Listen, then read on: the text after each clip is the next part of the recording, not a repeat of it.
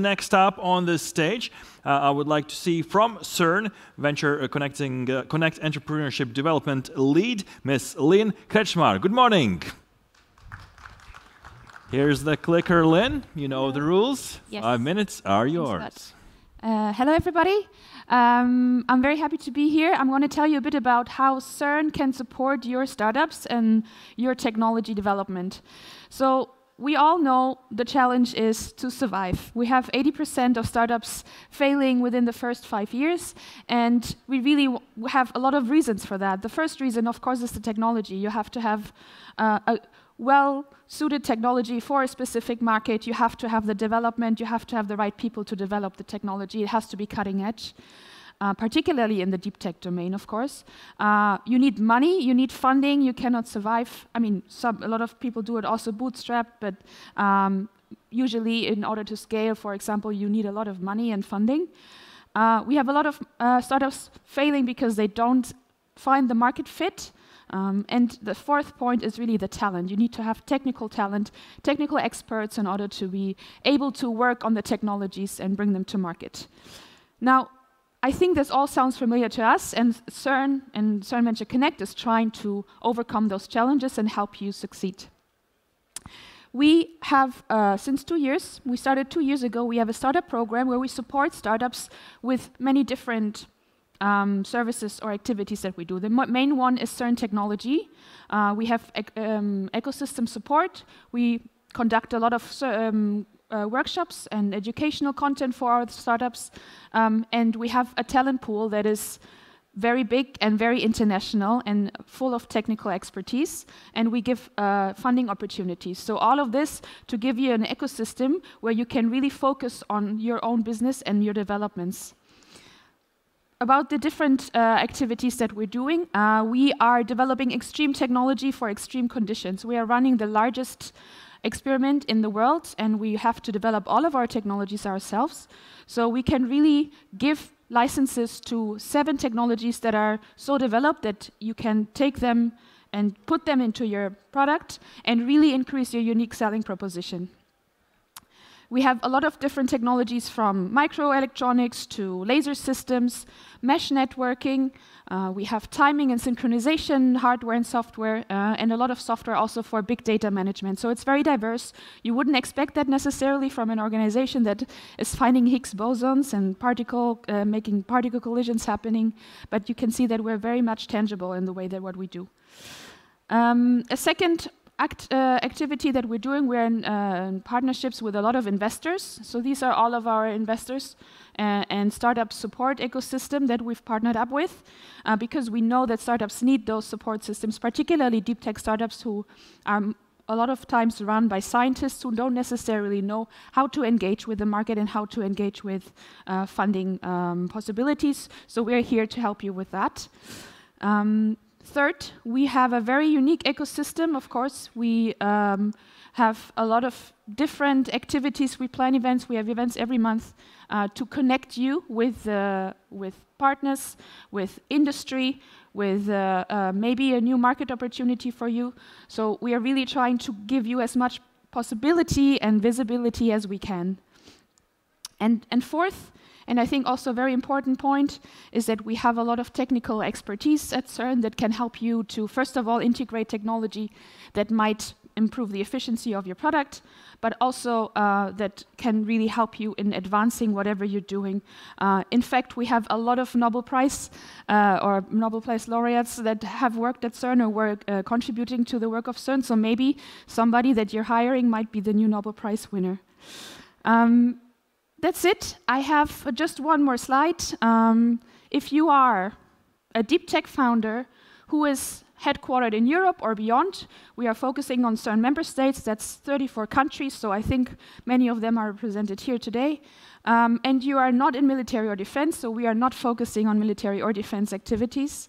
And you have a strong vision and a technical focus and would like to tap into CERN technologies and are interested in developing something with us together, the applications are open. We're taking applications on a rolling basis, and we're super happy to get in touch with you and talk to you about how we can support your businesses. You can reach out to me via email, or you can learn more on our website where you have really more information about the technologies that we're offering, but also all of our partner networks and our activities that we're doing. Thank you so much. Nicely done, Lynn. Thank you for that. See you in a bit. Send in those questions in the Slido. It has been reset for this round. And if you want to address a question to a specific speaker, just write his name at the beginning of the question. Next up on the stage, investment manager at SpinTop Ventures, Miss Carita Seppa. Welcome, Carita. Good morning. Good morning. How are you? I'm good, thank you. Excellent. Well, 5 minutes for you as well. Perfect. Well, good morning, everyone.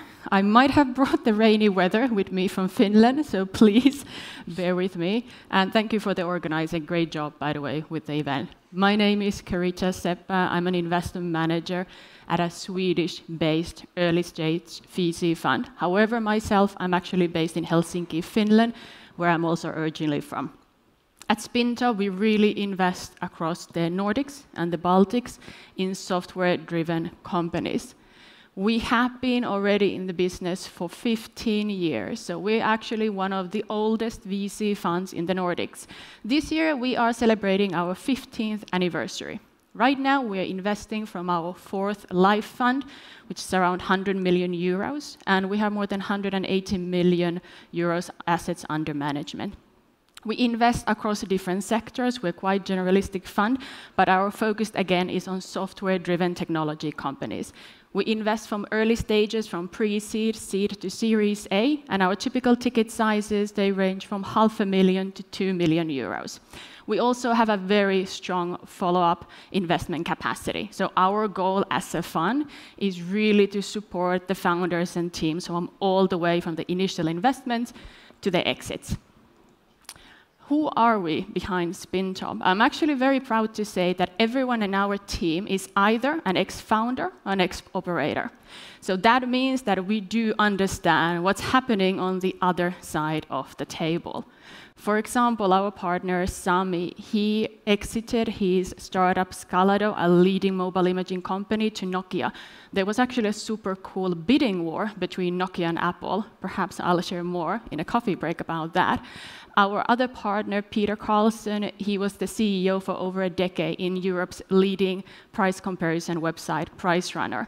And myself, my background is also on the startup side, having co-founded a smart energy grid company that both focus on the civilian and defense sectors. And previous to that, I worked with the Finnish Foreign Ministry.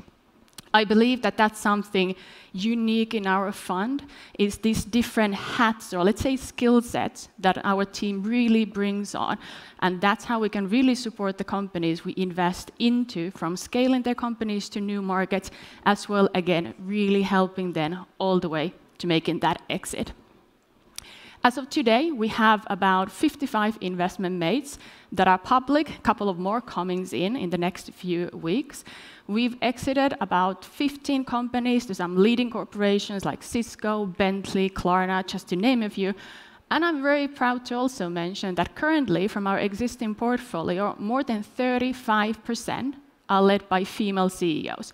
Why am I mentioning this? For the fact that we don't have any specific KPIs on the type of companies and founders that we invest in.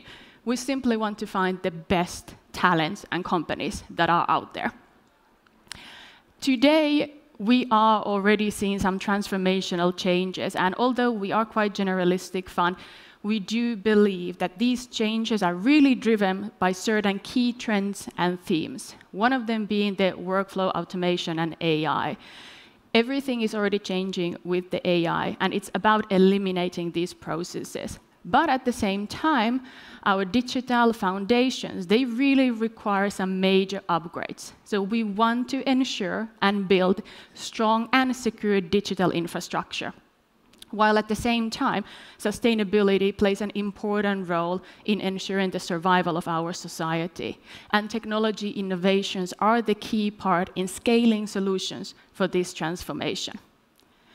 We want to back founders that are building these technologies at the forefront of these different trends or different sectors. And that's the type of companies we have already been backing up. We have been already investing across different sectors into founders that have the technological and domain expertise, that understand how to scale the companies. And I'm very proud to also mention that I do believe we must be doing something right as a fund when those exited founders from companies we've invested into, they become our own LPs.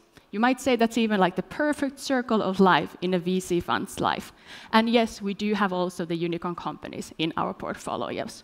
Now, if you are a founder building a breakthrough technology in any of these sectors, I would love to connect. Feel free to reach out to me through email, LinkedIn, or you can find me after this event and the coffee break. Thank you so much. Excellent.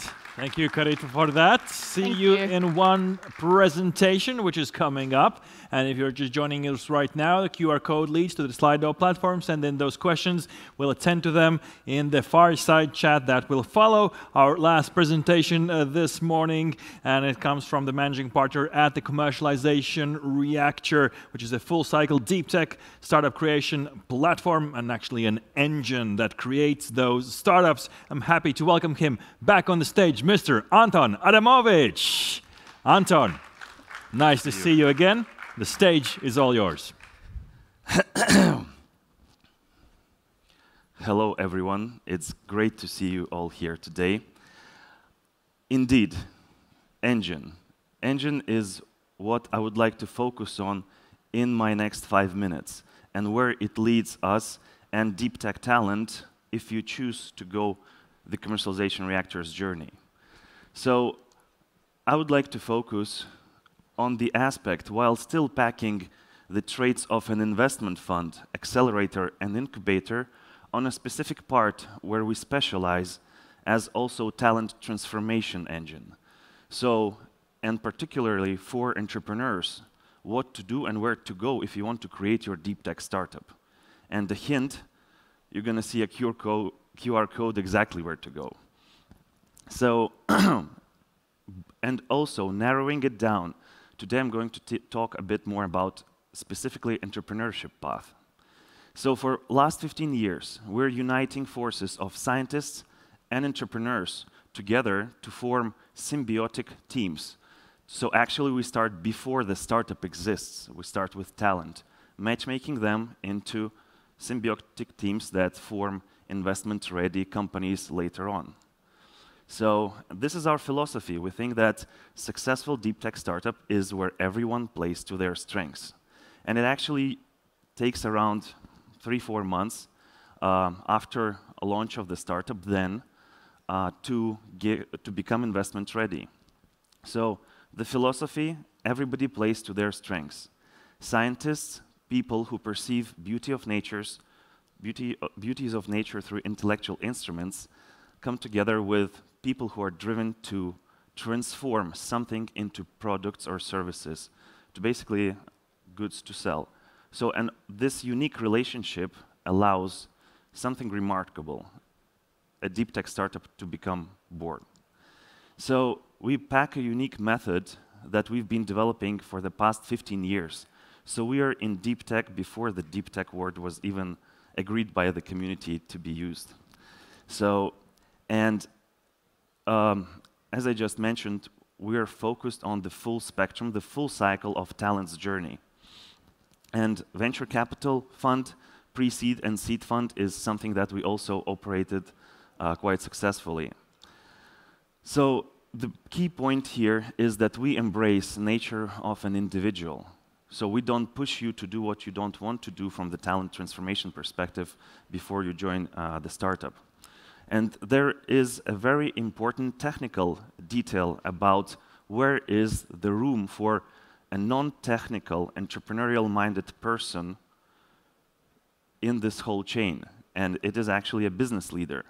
If you consider technology readiness levels, which you can see with the line here, from 1 till 9, scientists are critical up until TRL 4 in terms of giving birth to technology. After proving that the technology works in the lab, this is where you start to think of where to apply it. And this is where a full mind capacity is required.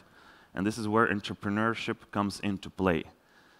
And we believe that it takes a separate person that is completely immersed into this objective of transforming science into business to take leadership over the whole venture. So between TRL 4 and TRL at least 6 and 7, this is where entrepreneur is critical. In order to find application where to apply science, in order to find investment, in order to develop the TRL development roadmap, all those important things that transform science into goods for sale. So you can't exclude entrepreneur from this equation if you want to have a successful, sustainable, repetitive model to create startups. And this is where we focus on. And in 2023, we've been awarded a prize for actually being #1 Deeptech program in Europe, Deeptech Creation to Capital Cycle. So, and we put in the cycle experience of matchmaking of over 150 Deeptech teams in the past 15 years. We had around 22 support programs, and out of those teams, currently today, there's more than 50 companies invested and ready to go further. So it starts for entrepreneurs and scientists into different flows to learn within 5 weeks about the skill set, the what needs to be understood, the behind the scenes, the case study-based nuances of all the cases we've made in the past 15 years.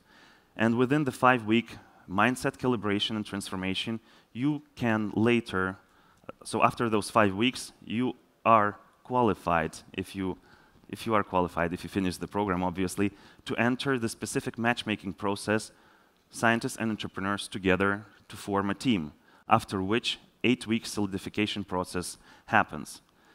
And then there's a whole additional process which we can describe more during the fireside moment.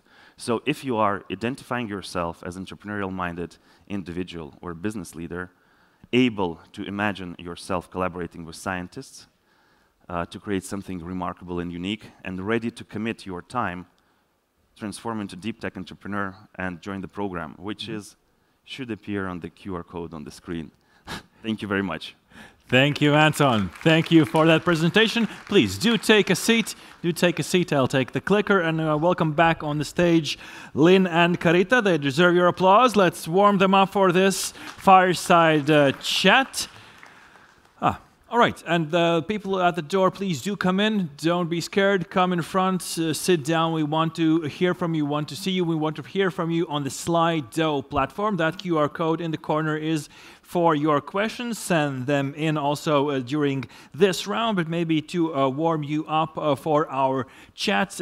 Question from my side, Lynn, from my perspective, and I'm just a bystander in all of this. CERN looks like a seal of approval, a seal of quality, if you look at it from that point of view. But is there like maybe some deterrent in that? Like how deeply science does the startup have to be to approach you, and maybe not to scare someone off? Because CERN, that must be deep science. And how do you look at that, and how do you draw the line? Yeah, it's a good question, because I know that what we do is not necessarily very tangible for a lot of people, because it's really fundamental science.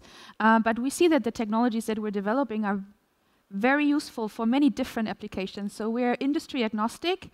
We are working in construction tech. We have our technologies in engineering, and we're working with cultural heritage. So it's really very diverse. Even in consumer goods, like we are having our laser systems printing, or printing on, for example, labels like this one, right? So it's more tangible than you think, and we have a lot of very, very nice cases that I can talk to you in a coffee break, for example. But you don't have to worry if it's not super deep tech, but you are in need for some kind of technology. Happy to talk to you. Excellent.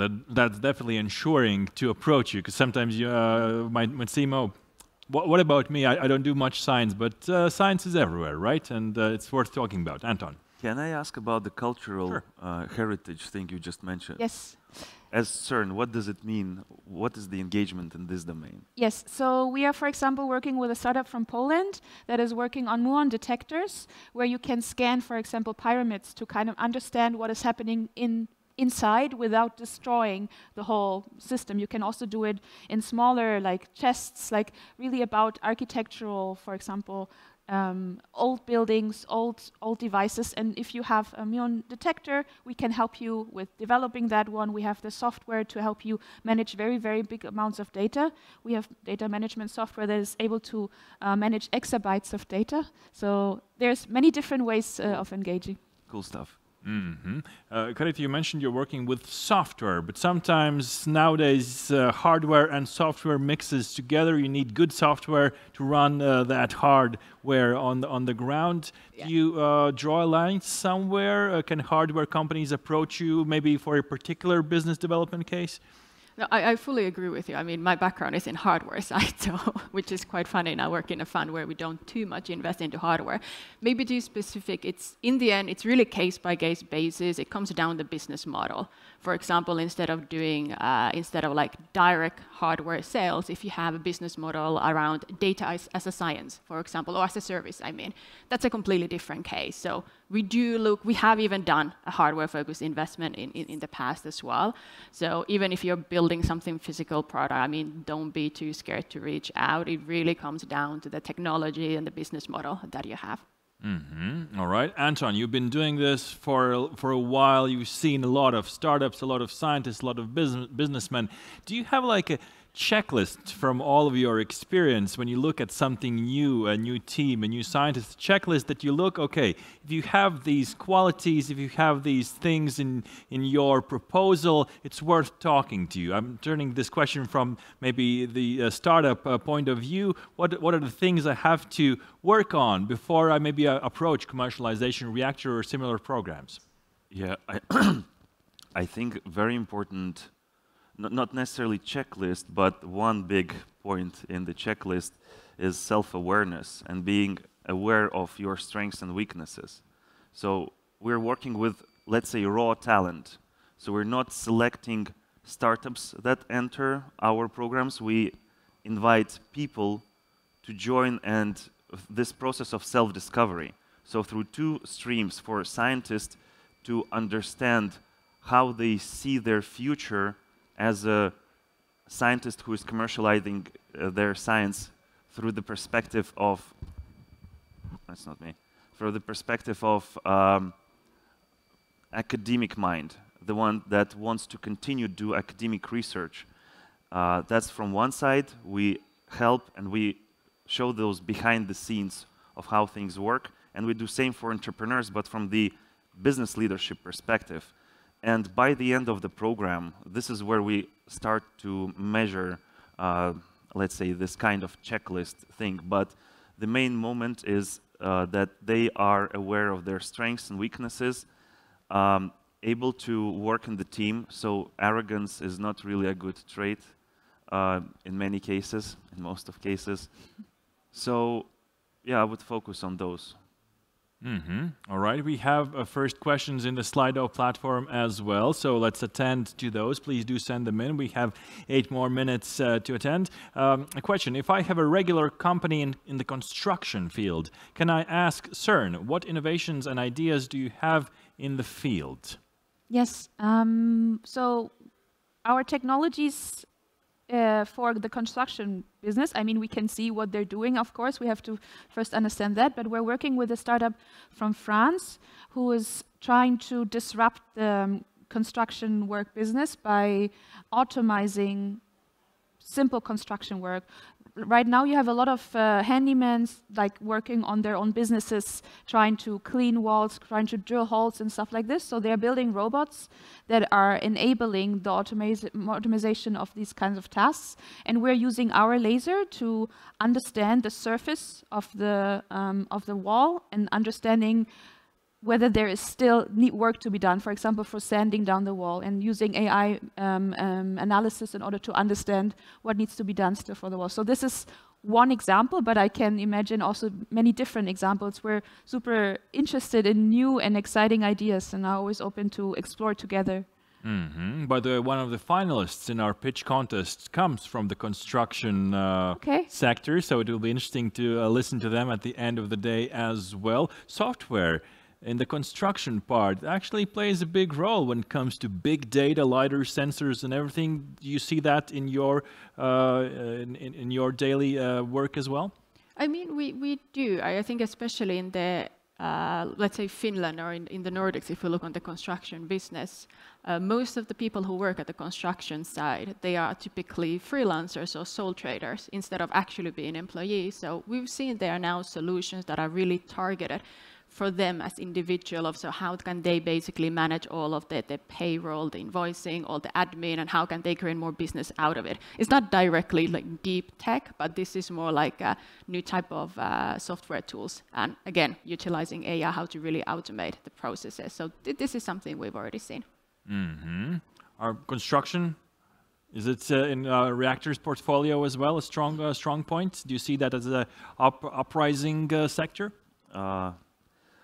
Let's say sectors, some sectors rise, sometimes others rise higher. We're agnostic in this sense, but we have a startup that was born in commercialization Reactor. Scientists, entrepreneurs met together and did Watch Build startup. I think it's one of the finalists, so that's one of the cases. But again, it's about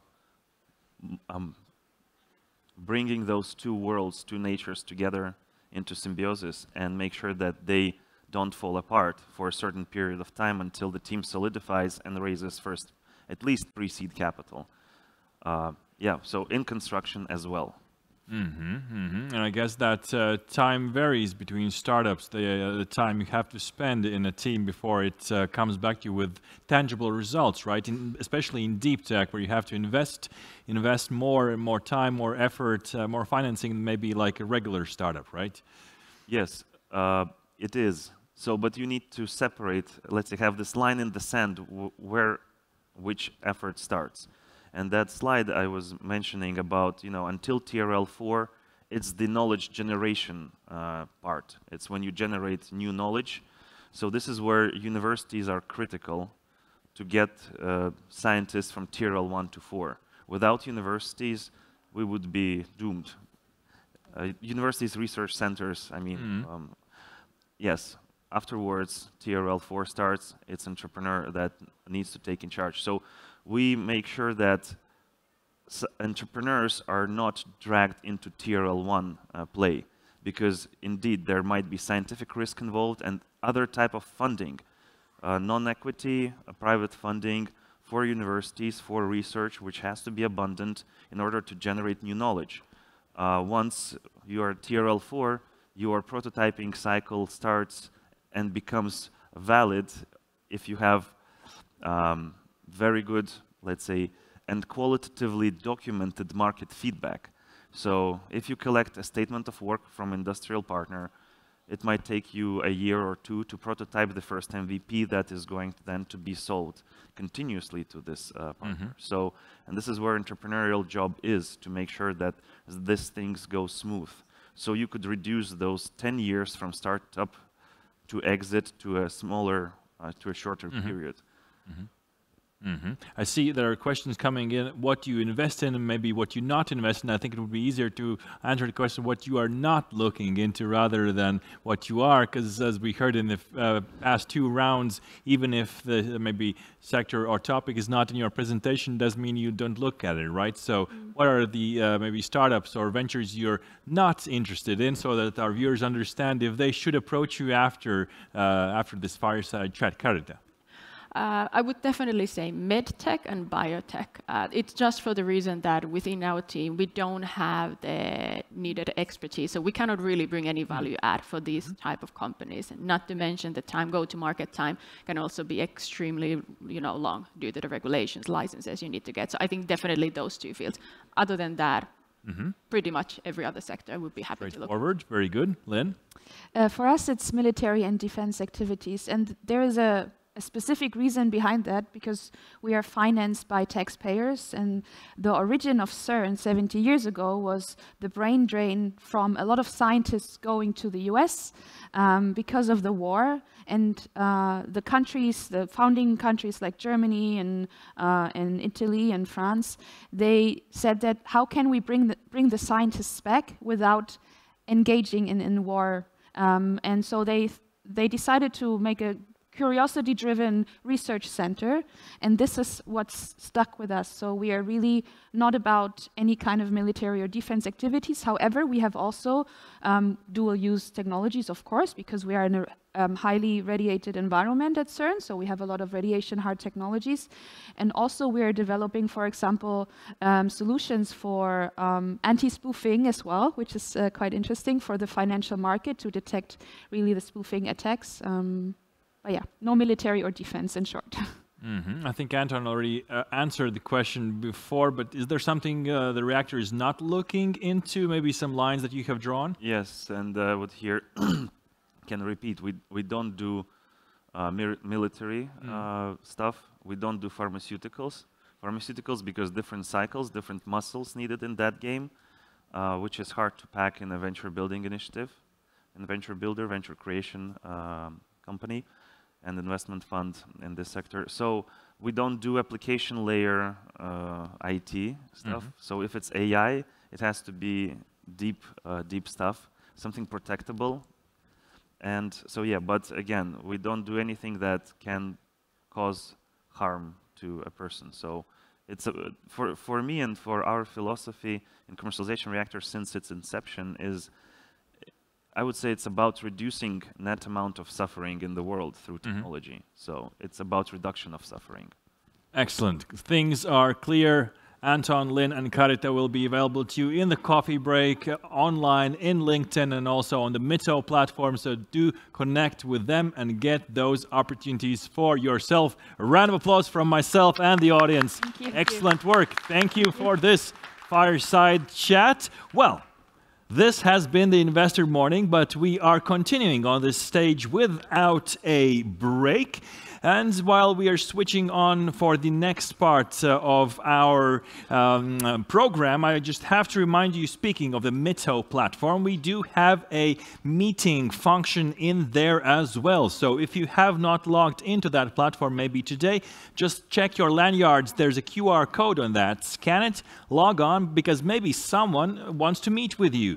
And by the way, the meeting room is on the first floor right here. If you walk outside, it's slightly on the right, and you can maybe meet someone. And by the way, there's an interesting function as well that I want to point out: notes. You can take notes on people and they won't see those notes. So maybe someone has an interesting tie or a funny t-shirt, and maybe it's easier for you to remember them that way. Just write down those notes, because they might come in handy afterwards when you're trying to track someone down. So use the platform to the utmost perspective for your benefit. But we're continuing with our next session right here, and a question that has been heard again and again in yesterday's pitch competition and in other talks is, how about your IP?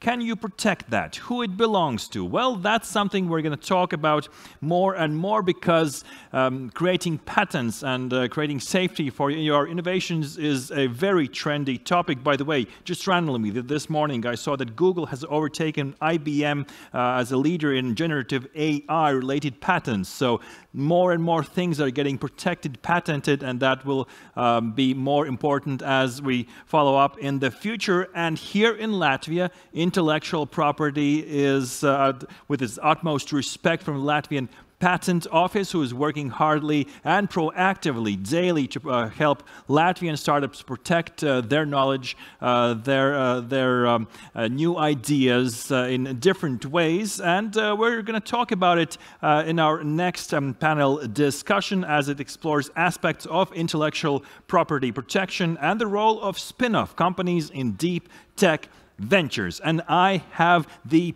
perfect moderator for our next stop because he's not just a qualified lawyer or legal professional with quite vast experience. He's also the director of the Patent Office of the Republic of Latvia and also plays important roles in European and global patent organizations. Let's welcome on the stage the moderator, Mr. Agris Batalauskis. Agris, welcome. Welcome, welcome, welcome. Happy to see you. Happy to be here. I'm going to introduce your friends who are going to speak with you, but you can take whichever seat is more comfortable with you. Joining Agris on the stage, she's a technical analyst and patent examiner at the Chief Economist Unit at the European Patent Office, Ms. Wiebke Hinrichs. Welcome, welcome, welcome, welcome. A round of applause to you as well. Welcome on the stage, whatever seat is more comfortable for you. Next up, European patent attorney who's daily helping companies obtain patents, secure license deals, and complete technology transfers, Mr. Artis Kromanis. Welcome, Artis. Welcome. Thank you. Next up, European Space Agency Industrial Coordinator in Latvia with expertise in business strategies, product development, and beyond, Mr. Davids Stebelis. Welcome, Davids. Happy to see you in our midst. And rounding up the panel, leads an engineering and research institute, Virac, and is also chief technical officer at Deeptech company, which works in the space industry, Mr. Marcis Donerblitz. Marcis, welcome. Happy to see you as well. Agris, take it away.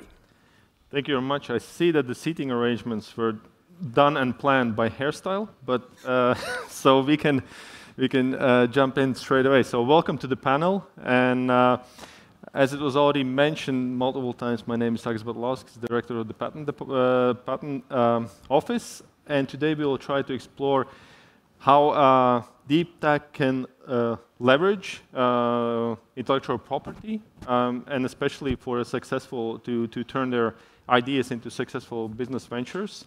We know that Deeptech spin-offs are actually at the forefront of some of the most exciting new initiatives, not only in Latvia but in the world. And we know that for a lot of them, the value lies a lot in IP. So we have, I'm happy that we have a great panel today to discuss. We don't have too much time, so it will not be about my monologue. I will try to go right into some interesting discussions. And first, I need to find the first victim for my, let's say, introductory question, because Deeptech has been quite a controversial topic. And so maybe, as we have a guest from the EPO, we can start with you, because I think it would be quite interesting to see how we can distinguish Deeptech from other technological sectors, and why intellectual property actually for this sector is so important. So. Yes, I'm happy. So good morning or good afternoon. We are kind of in the middle here. Those who were already here in the panel before might have heard, I'll give you my definition on Deeptech or how we see it. These are startups, spin-outs, working in those major impact technologies that, like for example, that will have a major impact or that have a challenging work in scientific research and engineering technologies like quantum, biomedical, additive materials as well as you see. So what is common to all of them is that they need extensive R&D, and they might have a high impact, high societal impact in the future as well. So they are not this quick turnaround innovations, but they need long development cycles and as well substantial capital. And that's actually, I think, where IP becomes critical. So it's, first of all, to protect those breakthrough ideas. Secondly, to build strategic partnerships through licensing, etc., to set up a IP strategy.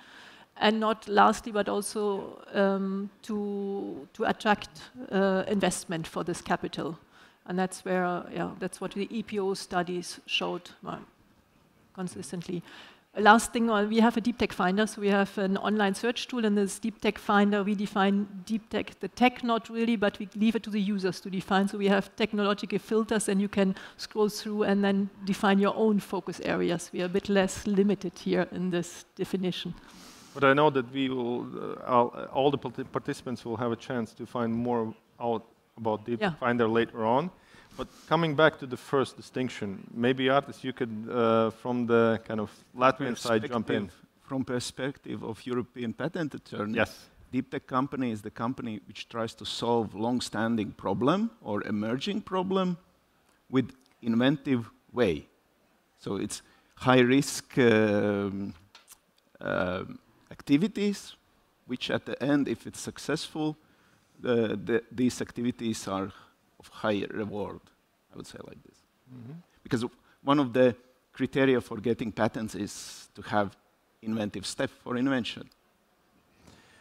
Now that I think that a lot of people who work in this area, I think that was kind of a warm-up question, but I know that we have as well in our panel, we have Martis, and I know that the partnership between universities, industries, and then sometimes also policymakers, you know, should be structured to strengthen the IP, especially as well for commercialization and deep tech.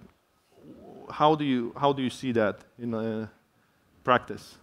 Yeah, well, I think there are quite a lot of different entities involved. You mentioned universities, startup companies, developed industry, policymakers, and maybe depending on your field and TRL levels you work at and what you want to achieve, the situation can be a little bit different case by case.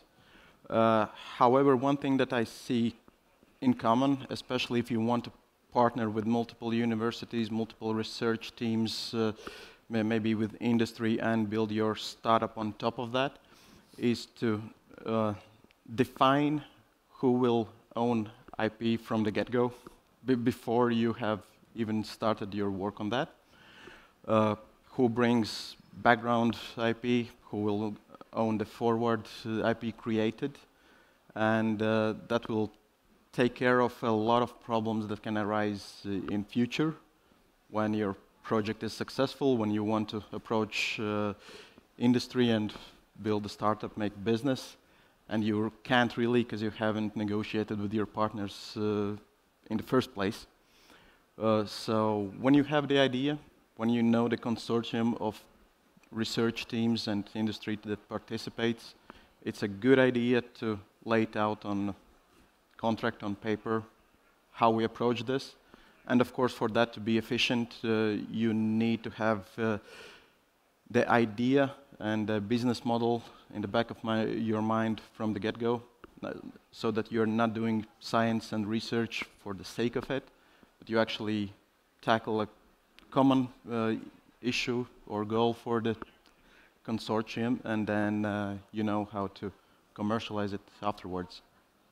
Yeah, not long ago I had a very interesting discussion and with some investors, and a key note was that when you pitch an idea and you try to invest, there's one question, not one question, but one aspect. If the investor understands that he knows a bit more about IP than you, it's over.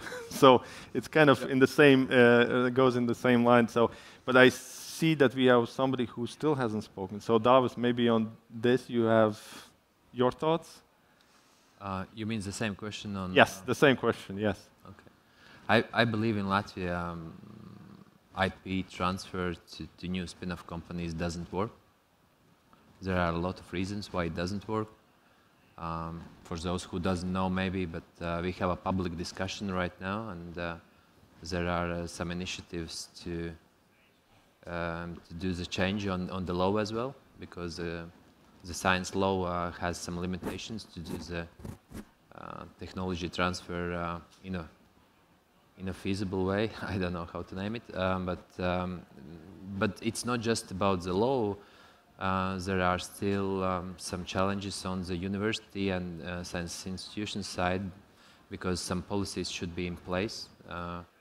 And it's not just about the processes as well, it's about the scientists, which has to know and implement those actions, right? So I believe we are in a very low position right now in this sense, but there are a lot of opportunities for us for the future.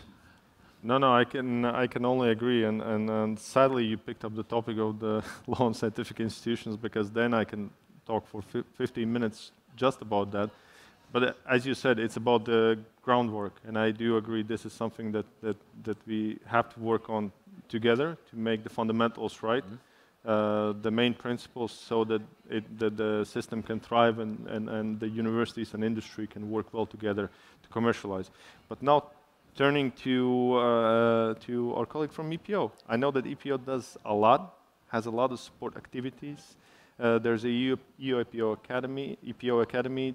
There are a lot of, let's say, initiatives which are done also through our office. So could you describe a little bit what's the most interesting, especially when it comes to deep tech ventures and what the EPO has to offer right now? Yes, with pleasure. So yeah, there are a lot of initiatives, so it's not a two-folded, like a multi-folded approach to this, multi-layered. First of all, I think it's the fees. There's, since a certain time now, a fee reduction set in place for, we still call it small and medium-sized enterprises. So if you qualify for this, then you have a reduction for all the EPO fee structure, which lowers the barrier, the financial barrier actually to engage in this IP strategy here.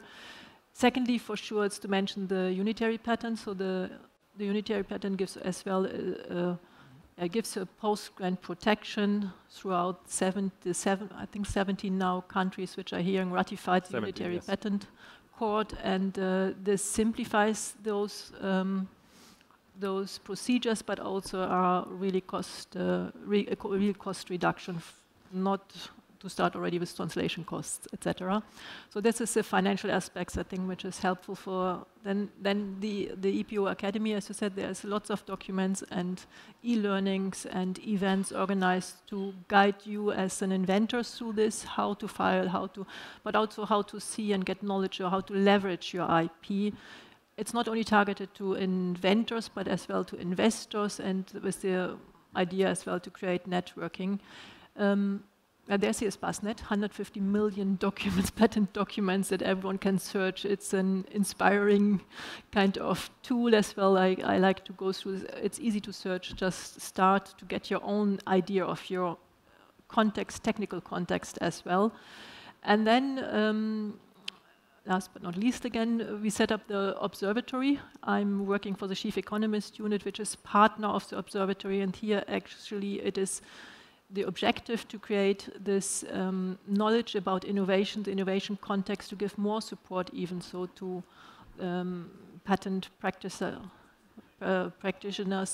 professionals, inventors and investors. We do a lot of studies, economic studies and finance studies as well, and targeted on specific technical areas like quantum. We bring out the quantum, there was plastics, smart grids together with the International Energy Agency. So a lot of collaborations there which are interesting. We publish case studies. These are really interesting, I think, for all of you if you're interested to see what other startups, what their IP journey was. And then last but not least, we created the Deeptech Finder that I will present later on, which is an online search tool where we bring together information about patents, so patent documentation and patent data with finance data on specifically startups, spin-outs. Yeah, we say spin-outs, spin-offs, spin-outs, and universities. Yeah, I think that I can certainly agree that there's a lot, because we are heavily cooperating with the EPO. But one of the things which was not mentioned, which is also very, very useful, is also the PatLib network, which is also a very good tool that we do implement and work together with universities to not only to get the knowledge in, but also to create kind of a perfect platform for collaboration. But now maybe we can jump to one of the most, I wouldn't say most interesting, but it's kind of a very pertinent question. And that is, maybe we can start here with David, because, or no, maybe let's start with our patent attorney here. So when it comes to Deeptech, it is quite it's quite a specific area, and usually the glaring question is, when is the right time actually to for a Deeptech venture to think about you know, the academic research and intellectual property, and so what should they take into account when they think when they should start really? I would say you have to start in the beginning when you have idea, because when we talk about filing patent application, it's a step, one step in your IP strategy as such. So I would say it's in the beginning you start with thinking about IP, and then it's very crucial to understand that there's general rule of novelty. So if you disclose your idea or some technical information and it's not yet filed as a patent application, you lose novelty. So that's a very crucial thing to remember for deep tech startups. And it's very quite complicated thing, because startups are, they need to do pitching. Their ideas are not so already complete, and that's how they can lose a lot of IP, basically. It's like giving away IP if it's not captured by filing patent applications or design registrations. So you have to think about IP very early. I would say you have to make a culture in your company that all your creative daily work is your IP. Your creativity should be captured, and then you have to think how you can capture that, your creativity. Because otherwise, it's not a fairy tale. Your competitors will just take it and maybe won't say even thank you. No, that's true. So it comes back to what Mats mentioned, that you have to, at the beginning already, not only have the knowledge, but also to agree how it is structured and what steps you need to take and how you need to protect that. And I mean, that's the core business of EPO. So what would you say? Your thoughts are very similar? Yes, I think I just can confirm what Martin said. I think you have to start in the beginning to think about your IP strategy, not only for or mostly actually maybe for the public disclosure, so that you don't jeopardize your patents rights that you will, so that you do not create your own novelty anticipating prior art by disclosing your ideas even to investors or in pitches, for example. That said, doesn't mean that the filing has to come directly and soon. There's another reflection to be done. Maybe filing also needs the resources. So there's a right time. You need the resources. You need to have a certain maturity as well in your technologies. So you have to see when is the right time for the filing. And for this, I think you can consult the documentation of the EPO or something, but also your national patent offices are helpful partners in this, I think, to see if you file nationally first and internationally or European later on. So all these, there are a lot of questions to be answered. But if the question comes down when to think about IP strategy, then I think it's today and now. That's the answer. Honestly, it's very heartwarming for me to hear that, but that's something that daily we are exposed to, and sadly, it's usually not the case when you start something. And when we explain that, you know, there is such a thing as IP strategy, and that you should think about that firsthand, it's usually in many cases something that would come after. I mean, now we are busy with something else, and then we'll think about that. And sadly, then we see a lot of problems later on. But I see that, and I think David would also like to join in, maybe, on this question, or maybe you have a different perspective. Yeah, maybe you have a more specific period when to start to think about that. I believe I can give some perspective on spin-off company.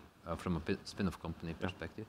And we had experienced different scenarios in our past, but one thing what we recognize is that you have to do it early on, as it was said, because and the early on is when you do the research in the university, in fact. So the technology transfer centers are in charge to do this kind of check on IP, because we have had those cases when some publications coming out, and you see that you lose some opportunity for the future. And in many cases, when you publish something which was not supposed to be published, you may harm your initiative to do the technology transfer as a spin-off or similar. But I believe the biggest challenges are coming when you are running the company already, because there is always the question when is the best moment, and we have been seeing quite a lot of those cases when you are in a TRL3 or TRL4 and you have those first initial discussions with investors, and you have quite a big pressure from investor side, because if you don't have an IP, you are not like a very attractive investment. But the same case, many companies don't have a feasible business case, which means they lack customers, they lack a very, very known use case, and you know very well that those factors are quite important for a good IP, right? So you have to juggle between those two. My personal opinion is that you have to postpone it as much as you can. And in majority of cases, I've seen it's beneficial. But all the time you have those external factors like investors. First of all, they ask it a lot. You have some threats from competitors. In my life, I just experienced once that there was a real threat. I believe it very much depends from the industry you are. There are industries which are very dynamic and which are more. So yeah, I wouldn't recommend, if you ask, to do a patent before you have a very clear use case. That's true, because there's a deadline as well. There is a time, there's a lifespan for each patent, and you have to make the best use of it. That's true. And my worst experience was that we have been running through those cycles of investments, and you are not there for a seed round, but you have to pay your 100,000 for patent, and you are in a big problem. You need to pay your bills, and you don't have a seed round. And this was a very typical situation when you do the IP too early. Mm-hmm. But maybe, I don't want to leave you or let you off the hook straight away. I mean, from the practical point of view, now when we discuss this, in your opinion, what are the practical or real-life misconceptions by researchers, by investors when it comes to IP? Just reframe it once again. What are the misconceptions that researchers usually have for IP? I mean, it's a question more or less about what you already said, but from a different perspective. Because one thing is you know how to use it, but then you probably have a picture in your head, you know what it should be, and sometimes it's not that. So what are the misconceptions that usually you see that? There is an overall misconception in the industry, which is about why we do the patent as such. And this is about that majority of us doesn't really understand that it's purely business related. And you don't do the patent just in sake of the patent. And it's not about getting some new star on that you do some excellence on some topic, and in majority of cases we people around me doesn't see the whole picture. What happens when you go for a patent?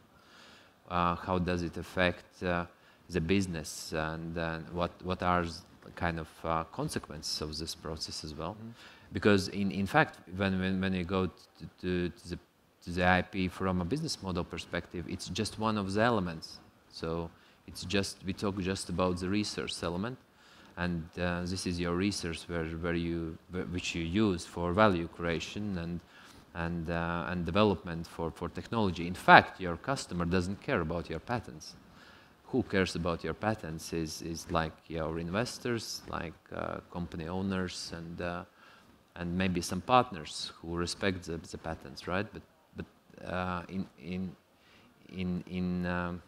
this misconception is quite broad, that we don't really understand the No, that's true. We have a saying in the office that a patent without use is just a piece of paper, which currently is not even a piece of paper anymore because it's electronic. So completely nothingness then. But Mats, maybe you have some from what I've seen on university side of things, and maybe before creating startup companies or spin-offs, is that maybe researchers have a misconception about IP as such.